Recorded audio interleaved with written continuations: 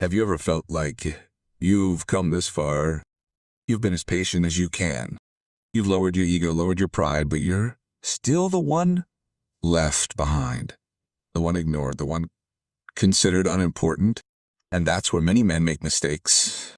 They force things, they chase, they explain their feelings to people who don't even want to listen. But that's precisely where your self-esteem slowly dies. Today I want to say something that might not be pleasant to hear, but if you're mature enough to accept it, it could change your life forever. Letting go sincerely isn't losing. Silence isn't weak. Leaving isn't losing. Sometimes the only way for someone to learn isn't with advice, isn't with tears, but by losing yourself completely. Because some people will never realize your worth as long as you're still there for them. And this is where the law of life works. Not an exaggerated version of karma, not cheap revenge, but quiet, slow, and cruel karma. When you let go sincerely, without sarcasm, without drama, without announcing. To the world, life will take over the task you should never have done. You don't need to prove anything. You need to explain who was wrong. You don't need to expect him to regret it now. Because when you focus on improving yourself, when you stop giving energy to the wrong person, that's when he starts losing something that can't be bought, can't be replaced, and can't be replayed. Your presence, and trust me, Bree, many people only realize the value of someone when the chair is empty, when messages are not answered, when no one cares anymore, when no one wants to stay. This video is not for those of you who still want to chase, not for those of you who still hope. Mice. This is for those of you who are tired of being wasted, tired of being an option, tired of always being the one fighting alone. If you're ready to level up, if you want to know why letting go sincerely actually makes karma work without you asking, and why the people who hurt you often fall the hardest after you leave, watch this video until the end. Because in the end, you'll understand one important thing. It's not your job to punish anyone. Life is much more expert at that. Point S, no sincerity. It's not losing, but stopping access to yourself. Many people misunderstand letting go sincerely. They think it's a sign of defeat. They think it means you're giving up. In fact, it's the opposite. Sincerity isn't about him. It's about you revoking his right to continue to interfere with your life and thoughts. As long as you still hope he'll change, as long as you're still waiting for him to realize, as long as you're still thinking, why is he so stubborn to go to the cave? In that moment, you're actually still giving him power, not through chat, not through your presence, but through your own emotions. And at that point, you haven't truly let go. Sincerity happens when you stop wanting to win in his eyes, stop wanting to be understood, stop wanting to be defended. You don't need him to admit his mistakes. You don't need him to apologize. Because once you're sincere, that confession becomes irrelevant. And this is precisely where the effect begins to be felt on him. Because when you're truly sincere, your energy changes. You're no longer reactive. You're no longer defensive. You're no longer busy proving your worth. You're calm. You're still. You're focused on your own life. And for the person who hurt you, that calm is terrifying. Why? Because they're used to seeing you react, used to seeing you make an effort, used to seeing you care.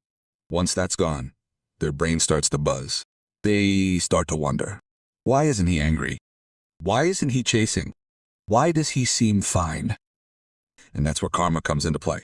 Not through your retaliation, not through harsh words, but through belated realizations. When you let go, your life slowly levels up. You start to have space. Space to focus on yourself, on your career, on your physical well-being, on your mental well-being, on your life's purpose.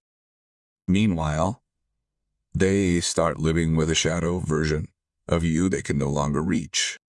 That's the most painful lesson.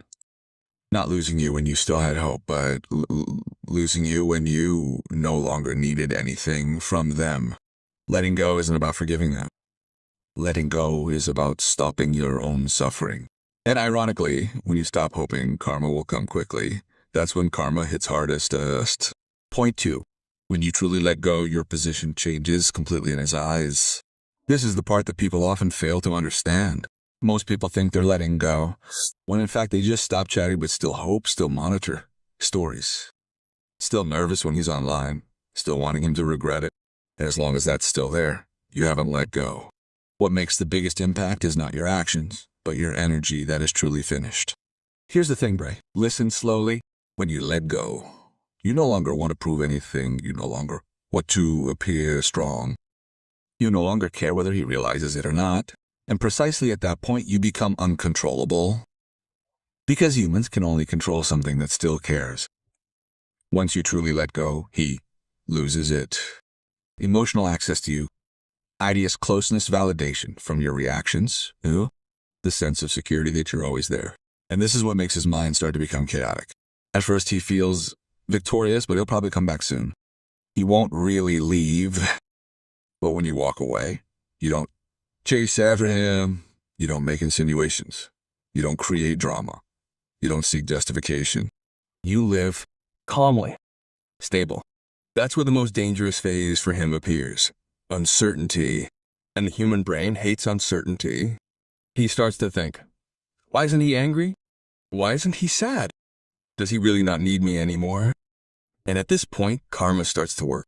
Not because the universe is mystical, but because human psychology is cruel to people who waste something valuable. Once a stranger, you were available. You were patient. You understood, but you're always there. Now, Anwar, you disappeared without explanation. Nana was hit without a request, without drama. And loss without conflict is more painful than loss due to an argument. Because he has no closure, no last words, no self-defense, no chance to apologize.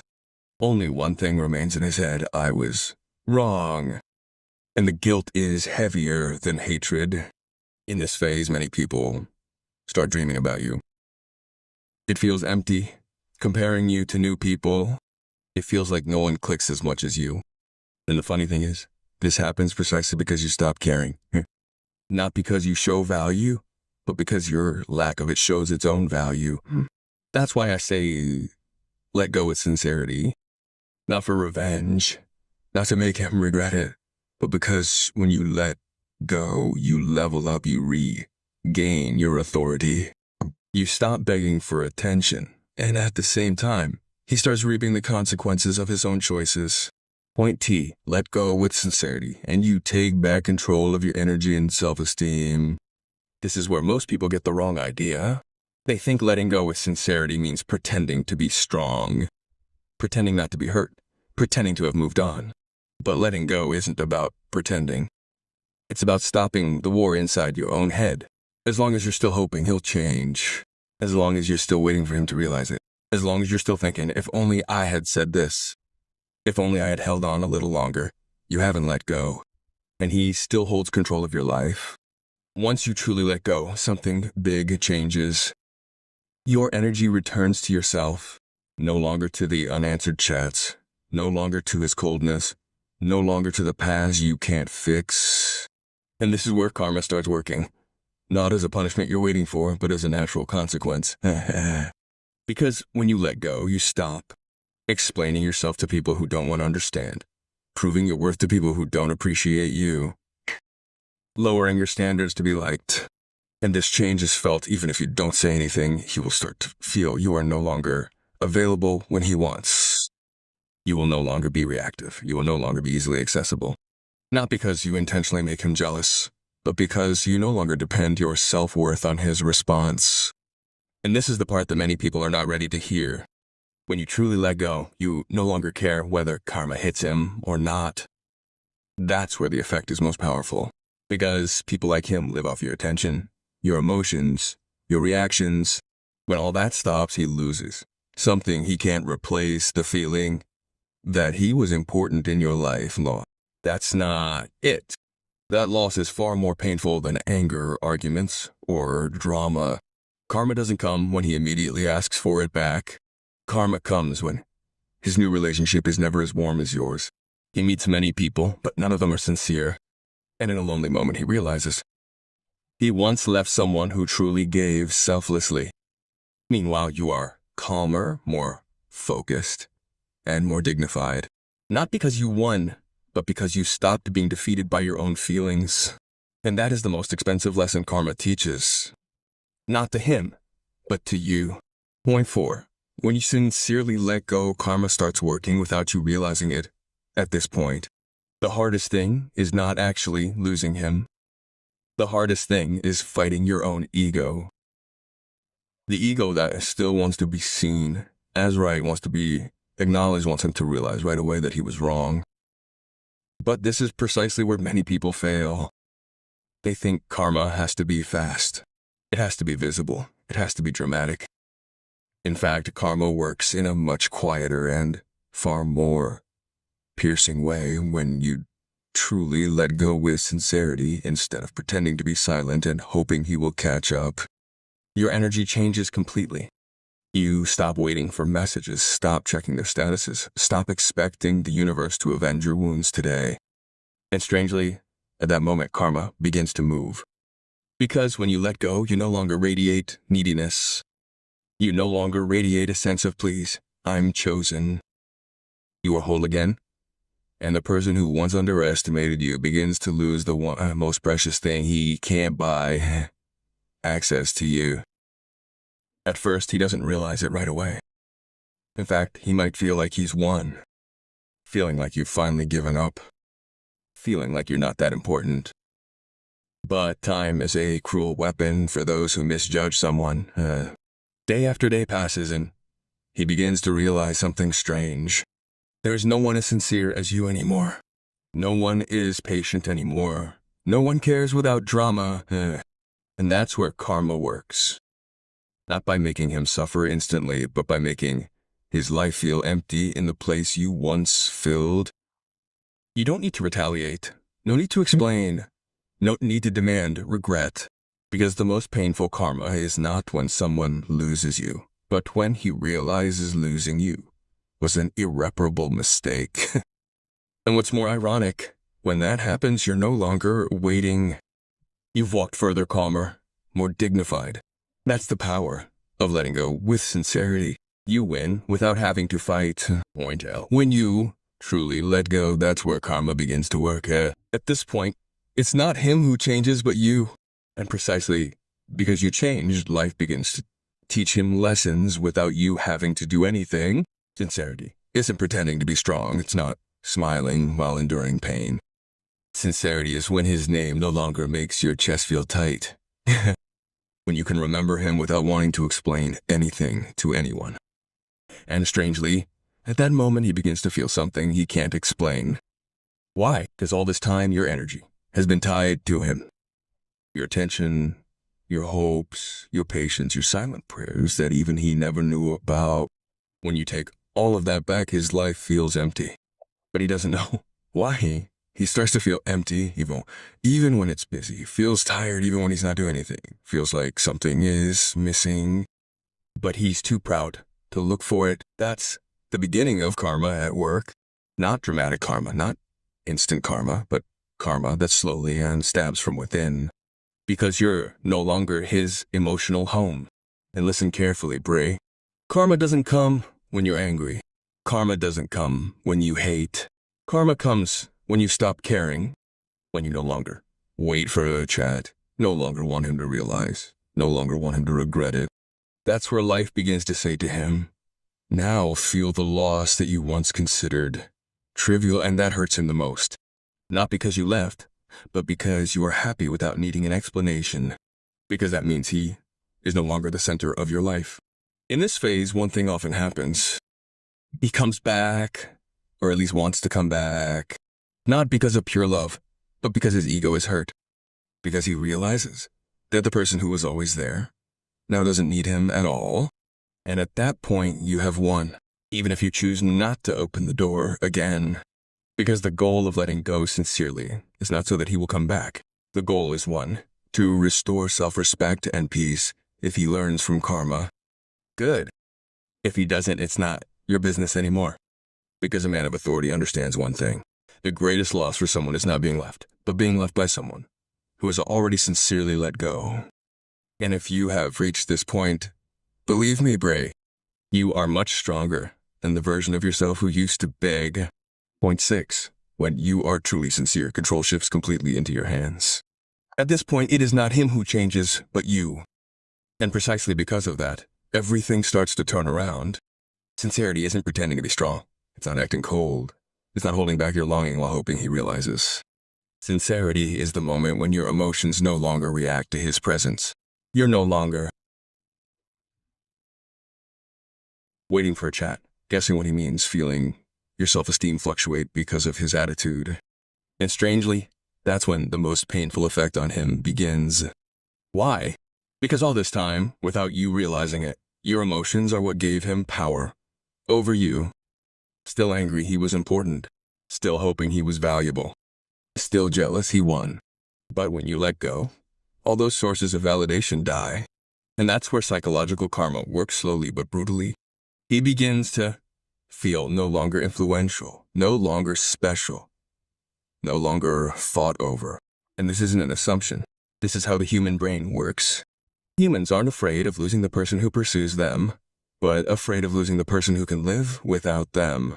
When you let go, your body language changes, your tone changes, the energy of your presence changes. You no longer carry the hurt. You bring calm, and that calm is more intimidating than anger. Because from his perspective, he's fine without me. It means I'm not the center of his world. At this point, you've already won, without even intending to. If karma has to work, it doesn't come through great suffering. It comes through a belated realization. The realization that you're no longer available. Manaki, you're no longer waiting. You're no longer controllable. And when that realization comes, you usually don't care anymore. That's the greatest irony in love. When he finally understands your worth, you no longer need his validation. And at that point, no matter what happens afterward, you're still whole, you're still authoritative, you're still victorious. That point, when you truly let go, is where karma begins to work. At this point, there's one important thing you must understand calmly and maturely. Karma doesn't work when you're still hoping he'll wake up. Karma works when you truly let go, not pretending to be sincere, not being sincere while waiting for a chat, but a silent sincerity. A sincerity that doesn't need to be announced, a sincerity that no longer needs validation. When you've reached this stage, your life changes slowly without you realizing it. You wake up in the morning without heavy thoughts about him. You can focus on yourself without guilt. You no longer check your phone, your heart pounding. And it's precisely at this point, when your emotions stop chasing him, that the energy of the relationship reverses. While you begin to calm down, he begins to feel anxious. Not because you did anything, but because you stopped doing everything. People often don't realize a person's value when they're easily accessible. But when that access is lost, when that attention is completely gone, the brain begins to replay memories. Not bad memories, but rather small moments that were once taken for granted. The way you listened, the way you were present without drama, the way you stayed when he was half gone. And that's where karma comes into play. Not as a harsh punishment, but as a painful realization. Karma doesn't have to make him suffer dramatically. Just make him realize that he's lost someone genuine. And someone like you isn't easily replaced. The most interesting thing is that by the time he begins to feel that loss, you're no longer in the same place. You're no longer waiting. You're no longer hoping. You've leveled up emotionally, and that's where you're at your best as a man of authority. You're not seeking revenge. You're not proving anything. You don't need to explain your departure. Your silence and composure are enough of a lesson. If one day he comes back, it won't be you forced it, but because life finally showed him one simple thing. The person you let go of sincerely often only realizes your worth when you no longer need their approval. And when that happens, the decision is yours, not his anymore. Karma has worked. Your only task is not to back down from this calm and valuable version of yourself. Point 8. When he starts to feel a real loss in this phase, something inside him starts to change. Not because you disappear for a day or two, but because you consistently stopped giving him access to your life. He used to be free to come, free to go, free to be cold. Body kind of free to hurt. Now all those doors are tightly closed without drama. And this is where human psychology works cruelly. The most painful loss is not being left, but losing something that was always available. He starts to have a habit of checking old chats, thinking about small moments that he used to consider trivial, feeling there is an empty space that no one can fill. Not because you are perfect, but because you are the only one who is sincere without conditions. And now that sincerity is revoked, the point of regret arises when he realizes you cannot be replaced. Initially he thought, he'll come back eventually. Then time passed, days passed, weeks passed, and you still didn't come back. At this point, a thought arose that made him anxious. Why wasn't my life calmer after he left? Because the new person wasn't as patient as you, not as sincere as I, not as strong as I, not as firm as you. You may not be perfect, but you're real. And what hurt him the most was that you were happy without him. That was the hardest mental slap. Point 10. When he wanted to come back, you weren't the same person anymore. This was the most ironic part. When he started to be gentle, started to care, and he started to look for gaps, started to miss you. Though, hustru, identity, was calm, had made peace, had dared to choose herself. Not revenge, not showing off, not revenge, but because he was born aware of your high self-esteem.